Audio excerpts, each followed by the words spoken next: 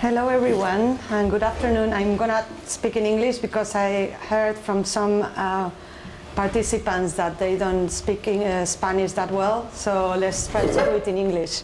I prepared it in Spanish, but shouldn't be a problem. So first of all, thank you very much to the School of Architecture for inviting me to be here today, and in particular to Luis and Silvia and also Salvora for all their help. So the presentation today is part of my PhD doctorate that I'm doing actually in the School of Madrid. And it's on a reflection on traveling architecture. And I thought it was somehow appropriate for, in general, for the conference, for the title of the conference, but also for the panel today that is called Side Effects. In general, what I'm trying to do is to understand how these traveling architectures that I will present in particular are architectures that are connected to cultural institutions. They have this capacity to move, so somehow they are autonomous from the land, or that's what they expect. So these mobile structures somehow materialize the old dream of being free from the land and all the complexities that are associated with the ground. And at the same time, I will also expose how these type of strategies, architectural strategies, have all other type of side effects, among them political, economic, and etc., social effects. So I call it circulating borders, the architecture of global cultural institutions, because in a way it says that the borders somehow are not that evident as we might think, and somehow in a moment in which the circulation of people, ideas, goods are so extreme as in the moment that we are living right now, the borders also circulate. So I will elaborate further as we've seen some examples. But I'm going to start with a beautiful example, that is the Chanel mobile art designed by Zaha Hadid, and was traveling to different cities, Hong Kong, Tokyo, New York, between 2008 and 2011. Obviously, it was an entanglement between architecture and the fashion industry. And it was meant to be a big communication campaign and also promotional campaign for the firm. What is interesting here is what Karl Lagerfeld said as an architecture critic. He mentioned that it is the first time that a building is traveling. Architecture does not travel. Obviously, maybe he was not aware of the long trajectory of traveling architectures, but in that particular moment, in 2008, was a very important claim, because it was somehow stating the power that a house like Chanel will be able to provide to architecture. So a pavilion from Zaha Hadid suddenly will be able to travel to major cities around the world and also major financial markets. So this is the pavilion in Tokyo, later traveled to Hong Kong, New York, and finally it landed in Paris.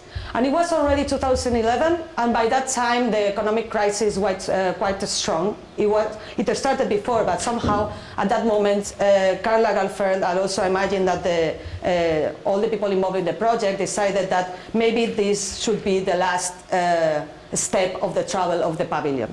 So what happens is that it stayed in the patio of the Institut du Monde Arabe in Paris, designed by another Pritzker laureate, Jean Nouvel.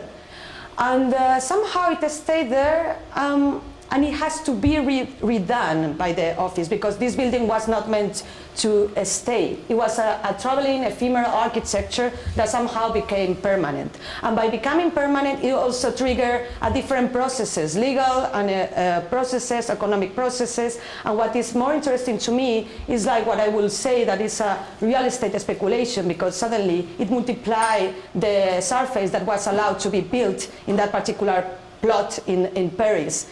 I guess that no one requested any license to create new land, profitable land for that particular site, but that's the capacity that these types of architecture have, that because they are disguised somehow as works of art, as autonomous works of art, they are also able to trigger different type of processes that otherwise a normal architecture, a normal building wouldn't be able to achieve. Somehow this experiment by Chanel had a lot of attention, but years before, in the 1982, Renzo Piano did a wonderful experiment also connected to a company, a big company like IBM, and the idea of architecture that is mobile. And you can see the idea. It was basically a track that was in which all the components of an architecture were stored, and that track will be traveling to different cities, and in each city the building will be assembled and then disassembled. And each city will be, the building will stay for a month. This is one of the images that you can see how it is staged. And also this is the section of the structure, which actually is quite sophisticated structure, because technically it was also very interesting how architecture was responding to this idea of mobility, how architecture could be moved, and how architecture can be assembled and disassembled so many different times, to extend to 20 different times, 20 different cities, 20 different climates, 20 different contexts. So these are some of the cities where the building traveled.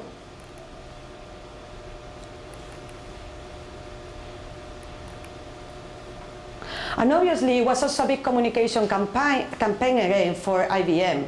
So not only they were able to show the capacity of the company to have the latest technology in architecture, but also they were able to create new consumers, so a new body of consumers around Europe that will be able to also link the capacity of a building like that is able to move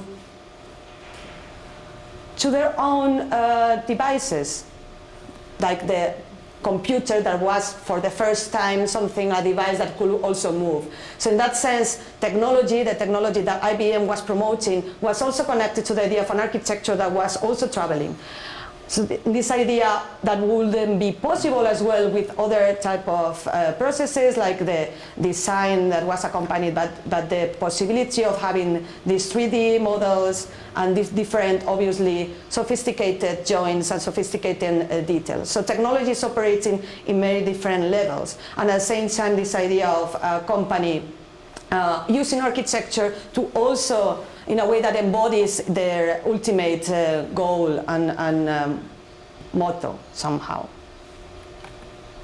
But years before, in 1979, also Renzo Piano did a beautiful attempt to collect somehow the imaginaries that were populating the practice of the 60s and 70s, and among them like projects are Archigram, and somehow making them real. So if traveling cities of Archigram were meant to be this architecture that will be able to appear and disappear as a skirt, actually Renzo Piano was able to build it.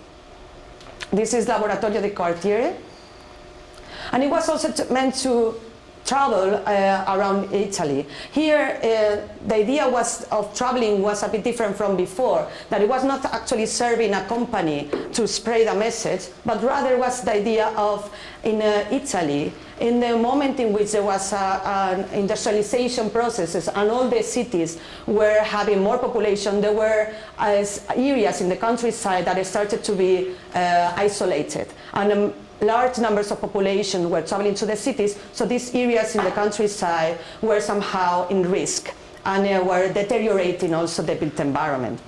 So the main idea of this experiment that was also created between Renzo Piano and Gianfranco Dioguardi was to bring the qualities of the urban to the disconnected areas of the countryside. Somehow it was a project of urbanization, but through the idea of information, through the idea of the social engagement, and through the idea of knowledge. So this also, again, we have a track that lands in the middle of a square, of the main square of the town in Otranto, and unfolds and creates some sort of a parliament where meetings between some experts and the neighbors will happen. Now we are very used also to these ideas of public participation, and in that case it were like different events around that structure, but also trying to bring knowledge about the built environment and the importance to maintain the heritage of those towns. In particular, they were also showing how particular techniques of reconstruction and rehabilitation of the existing structures that were not meant to be by other agents but by the population itself. And as it landed, it also left. So the architecture completely disappears, and what stays is only the knowledge that was able to provide to the population in those days in which this space was created. It was supposed to be traveling around Italy, but actually this was the first and last trip of this project. But somehow these other initiatives were kind of embraced again by very big and important cultural institutions in 2011. We had obviously Channel Mobile Art, but it was more like an endeavor that was connected more with a company. But in this case, places like the Pompidou or the Guggenheim also embraced the idea of an architecture that was traveling for different reasons. One is because somehow the museums felt that they were isolated what was happening in the streets. So they started to embrace the idea of participation, and somehow they needed an architecture that were able to represent that idea of an open space that were able to host different types of conversations about the city. And somehow also these new architectures were able to travel to places that otherwise none of the headquarters of the institutions like Pompidou or Guggenheim will never ever will be located. So they were able to travel to places that were more like isolated, or were like places that were in transformation in the cities and so on. This is the Centre Pompidou mobile, and it's Alain Seban, the president of the Pompidou, he stated that it was inspired by obviously the other experiments connected to traveling architecture, Archigram, and the idea of the circus. Obviously connected also to the idea of the situationist, Henri Lefebvre, this idea of these carnivals and festive spaces that were blossoming in the cities were able to have a kind of a potential to transform the monotonous life in the cities, have a capacity of transgression. So the Pompidou embraces this idea with the aim of bringing culture to places that are not Paris, like to the periphery of France, saying like culture or the heritage of Pompidou or the collection of Pompidou belongs to all the citizens in France. What is interesting as well is this idea of the circus suddenly encounters the limitation of an institution like Pompidou. So obviously the works of art request different conditions like climatic conditions, security conditions. So suddenly this a beautiful idea of a light architecture that is just a tent, as a circus tent, is surrounded by a fence, it's surrounded by different devices that are meant to serve that particular space. Even like security cameras, so the entire apparatus of borders, both physical and non-physical, are somehow being performed and visualized in this particular space. Even more that I will say that the main Pompidou building that is in France, the Beaubourg. So you can see how it is enacted one again and again in different places, connected to different geographies in France. And here even in the model you can see how this idea of the border is performed and it's visualized also as part of the project. This is the interior of the space. Also in 2011, surprisingly, BMW, together with the Guggenheim, launched the BMW Guggenheim Lab. And again, this is idea of like bringing discussions around the cities, a transformation of cities to places, to different places around the world. They started in New York, then went to Berlin and Mumbai. They were supposed to do it for a period of time of 9 years, and actually after the third year they canceled the event. So this was the main idea. It was a light structure designed by Atelier Beauvau, carbon fiber structure, so very much in the line also of the company BMW, trying to see what could be their new market of after maybe the decaying prices on the cars, and how they can embrace this idea of traveling from other types of points of view in connection to mobility and the city. So it was this structure in New York was organized in a courtyard between two existing spaces, and it was an architecture that is light. It's supposed to be a theatrical stage. There are no walls, there are no doors, there are no windows. It's an architecture that is just this canopy and the things that happen in and around it. It's a space of a stage, theatrical stage. But in this theatrical stage also happened, this is in Berlin, it was the same, but it was created differently in a courtyard in Prenzlauer Berg. And this is in Mumbai, that surprisingly the carbon fiber structure didn't travel to Mumbai because at some point and after some fights, so this was not that beautiful as they would expect. So the citizens that were connected to these particular neighborhoods in New York and also in Berlin, they claimed that this type of architecture that was occupying these empty lots were triggering gentrification. So there was a lot of contest and protest around this project. In Berlin, for instance, the building was supposed to be occupying another spot in Kreuzberg, but because of the protest, they have to move it to this space that was more easily secured and by the police. But still, in the opening, there were a lot of protests.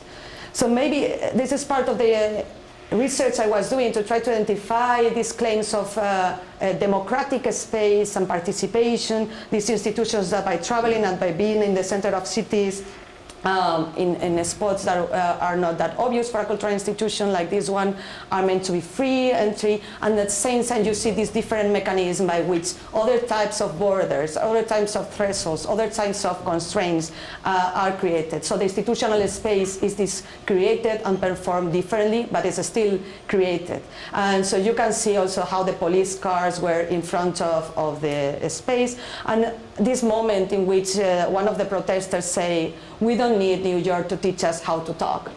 And these two images somehow work together. Below you see the police director with some of the representatives from BMW, that actually before the opening of the lab, BMW provided a set of motorcycles to control the city, to the city of Berlin, and with those same motorbikes somehow they were the way in which they were controlling and securing the performance and the possibility of having the BMW Guggenheim Lab in Berlin. So somehow these connections between forms of control, forms of economic advancement, and forms of development are all intertwined in this case. And what happens is after the protests in Berlin, somehow they understood that maybe it was a question of vernacular architecture, and they said, well, in this case, just to make sure that we don't have protests, we will do it in bamboo, as the architecture responding to its environment somehow will have a different response. But still. And around this image you cannot see, but there was another fence by which it was also separating the local population from the guests that were invited, and also many different mechanisms for creating this cultural institution. The last example is one that is an incidental, somehow traveling architecture, that is the Serpentine Gallery pavilions. So I always start telling this story from the Herzog and de Meuron pavilion, that was the one in 2012. Because at that moment, Julia Peyton-Jones and Hans Ulrich Obrist, the directors of the Serpentine Gallery, they, together with Herzog and de Meuron, they decided that that year, they didn't want to have an object as as a pavilion. They wanted to have some sort of a structure that was able to somehow honor the previous structures, or tell the story of the previous structures that had formerly occupied the Kensington Gardens since 2000. So in that sense, they created this idea about like discovering an archaeological approach by which you will discover traces and remains of former pavilions. And what was interesting is, while the team was digging into the ground to find the histories of the former pavilions, actually the pavilions were having a different life under new names and identities far away from Kensington Gardens.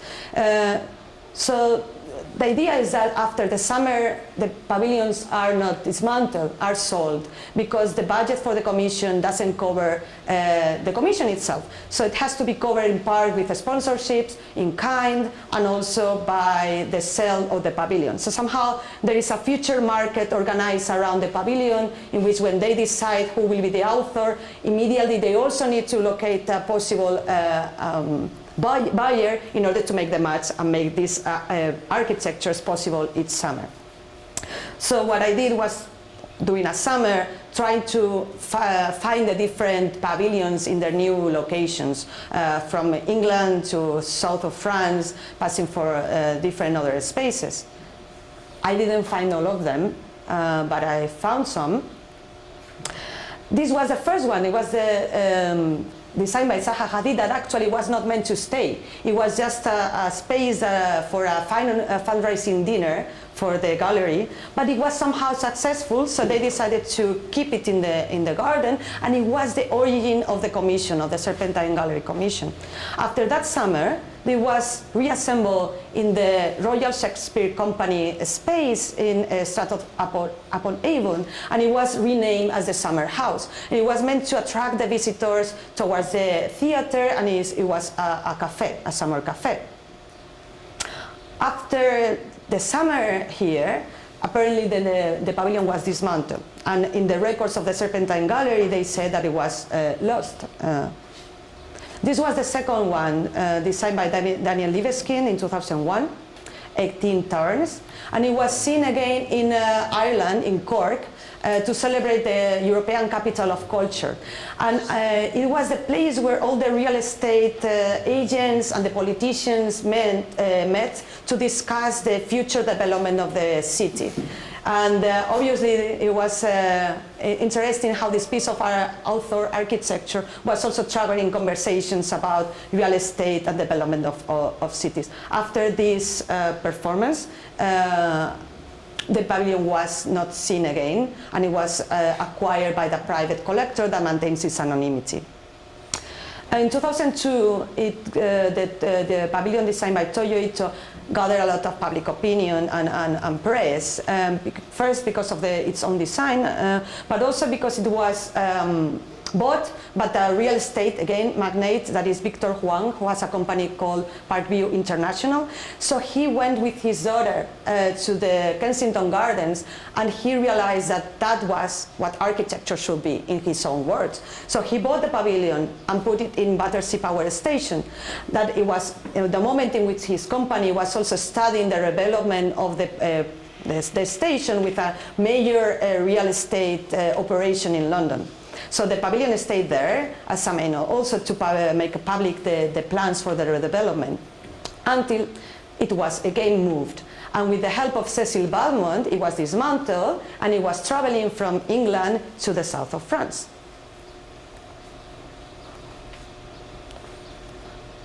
Roads and sea, and through little towns in France, until it arrives to the best place ever, that is in front of the sea, in a town next Saint-Tropez,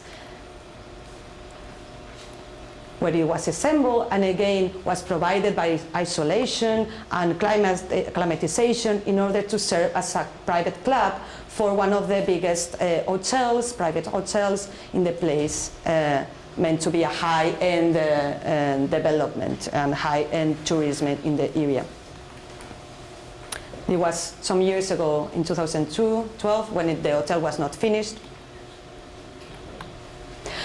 And it was not the only one of the pavilions that ended in France. Actually, the pavilions are meant to be the first work of these architects in England, but actually most of them enjoy their retirement in south of France, where the climate and the condition of taxes are actually better. So this one is built by Frank Gehry, and it was bought by Patrick McKillen, that is also a real estate developer, and took it to Chateau Lacoste, that it was a vineyard where the production of wine was given value by the value of architecture and art. So actually in the vineyard it was transformed through an architecture and art part with works by many different important artists and architects, including Tadao Alto and many others. And actually what is interesting is, I think in this case, the pavilion of Frank Gehry actually found its place because it's somehow in synchrony with the vineyard. And unfortunately, as far as I know, it is not very much in use. So it remains as a piece of, it was to be a music pavilion, but it remains among other pieces of art that somehow allowed Patrick McKillen to give value to this particular piece of land and the products that are harvested in them. This is in the pavilion of Hertog de Meuron, and there was a book for signatures, and this is Patrick McKillen actually saying that it's a pity to Ai Weiwei that he's not in the opening because he was in China, and he's hope to see him soon in Chateau Lacoste. So it was already clear, you know, that the connection between what happens in Kensington Gardens and what happens in the work of art and places around the world is somehow connected through the symbolic value of architecture. This is the last year's Selgascano pavilion. You all saw it. And I'm not going to go into detail. Here, I always discuss the kind of connection between coffee and architecture, in particular, because all these pavilions are not possible without coffee. And in this case, Foreign and Manson were like the ones that allowed this pavilion and others to exist. And this experimental architecture sometimes put difficulties in the creation of these spaces for coffee. As you can see here, the barista has this umbrella that is actually preventing the coffee machine to be wet because of the water. But somehow the pavilion was not too adjusted to the climate of London, because also the coffee is also a metaphor of how the speed by which Serpentine Gallery is asking the designers to come up with an experimental project in such a short notice and with such a small means. And this pavilion has been sold to Second Home. Second Home had its first headquarters in London and was designed by Selgascano. So actually in this year, this rule that the architects should be like they have the first work in London was somehow broken, and but the pavilion will be part of the endeavor of Second Home, that is this kind of co-working space in LA. So actually we'll enjoy a better weather conditions than the ones in London. But I'm going to go back to Zaha Hadid again. So according to the Serpentine Gallery, the pavilion of Zaha Hadid was dismantled. But somehow I was in touch with people from Royal Success Company, and they told me that there was an intermediary person that bought the pavilion and brought it to another place. This is all the trajectories of some of the pavilions. So actually I found it a bit like more dirty and maybe covered by a different skin, in a fun park in the south of England that is called Flambars Fun Park. And there you can hire or rent the pavilion for £900 a month, and you can use it to celebrate your wedding or to watch football matches and other types of events. And but it is not called any longer Serpentine. It is called Kingsford venue, so it has been renamed and repurposed. And actually, one could claim that it was sad to find that one of the works that was the origin of the commission of the Serpentine Gallery was now forgotten in a fun park in England. And the Pritzker Prize is a work of a Pritzker Prize, but actually I think it's one of the most successful pavilions because it's always full of people celebrating weddings and events. And obviously there is a lot of fun around this project. So basically this idea of how this connection between architecture, real estate speculation, and the idea of the autonomous object that could be detached from the ground and also become a work of art, but at the same time somehow this have these efectos colaterales or side effects by which it's generating different processes of real estate speculation, gentrification, creating value to particular spaces, and so on. Thank you.